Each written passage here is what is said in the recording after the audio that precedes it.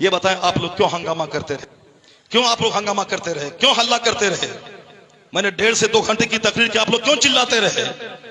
کیوں آپ نے اسٹیج کو بدنام کیا؟ یہ ہزاروں لوگ بیٹھے ہوئے سب دیکھ رہے ہیں کہ آپ لوگ بات چیت کر رہے ہیں، موبائل چلا رہے ہیں، آپ لوگ انجن ہیں، آپ کو دیکھ کے وہ پیروی کرتے ہیں۔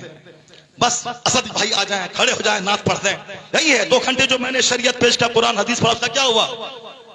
یہ سارا مجمع سنتا رہا اور آپ لوگ چلاتے رہے اور بات کرتے رہے اور کہتے ہیں کہ عالموں کا احترام نہیں ہے۔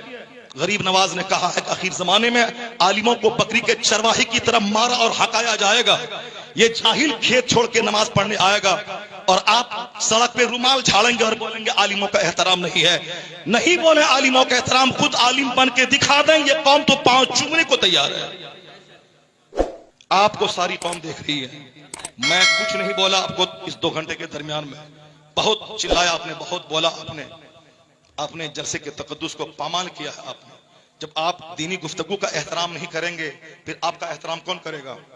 آپ بھی نعت پڑھنے والے کو آپ ترجیح دیں گے، یہ حدیث قرآن سے زیادہ یہ قیمتی آدمی ہے، تو پھر حدیث و قرآن بولنے والا کوئی نہیں رہ جائے گا، پھر وہی جھال بجانے والا سب رہے گا۔ سب لوگوں بولیں گے کہ جب گانا ہی نعت ہی سننا ہے تو نعت بغیر قوالی کے، بغیر مزامیر کے کیوں سنیں؟ وہ مزامیر لائے گا اور آپ کو بھگا دے گا۔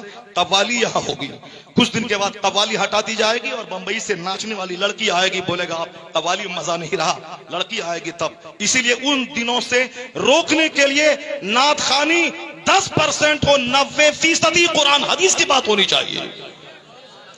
اور تم سے بھی میں کہتا ہوں کہ صرف نعت سن کے اگر تم بھاگ گیا تو پھر تو یہ کافر تمہیں ماریں گے، کاٹیں گے، نوچیں گے، تمہاری لاشوں کو گرائیں گے۔ یہی اسلام سکھاتا ہے کہ گانا گائیں، اگر تم نعت سننے کے بعد بھاگے گا، نعت سننا ضروری نہیں ہے، قرآن سننا ضروری ہے، حدیث سننا ضروری ہے، بزرگوں کی بات سننا ضروری ہے، اور جو ضروری ہے اس کو بولے گا جلدی سے ختم کریں، جلدی سے اسد بھائی کو لائیں، جلدی سے نعت سنیں، پھر وہ ہوگا یہاں تقریر نہیں ہوگی، بمبئی سے رنڈی آئے گی اور ناچے گی، وہ کام ہو جائے گا۔ اس لیے بر وقت اس کو روکنا ہوگا، بند کرنا ہوگا۔ پیلی بھیت علاقے میں یہاں عرس کی مجلس میں شیخ چلی آیا اور وہ طبلہ بجا کے صرف لطیفہ سنا کے ہنساتا رہا۔ میں نے کہا اس کے ذمہ دار وہ کامیڈی بولنے والا مولوی ہے، جب تم کامیڈی بولے گا تو پبلک تو بولے گی تجھ سے اچھی کامیڈی تو شیخ چلی کرتا ہے، اسی لیے شیخ چلی کو بلایا۔ جب تم قرآن حدیث بولے گا تو شیخ چلی نہیں آئیں گے، قوال نہیں آئیں گے، پبلک بھی سنے گی۔ جو ضروری ہے اس کو ضروری سمجھیے، جو غلط ہے اس کو غلط سمجھیے۔ اللہ تعالیٰ جلسوں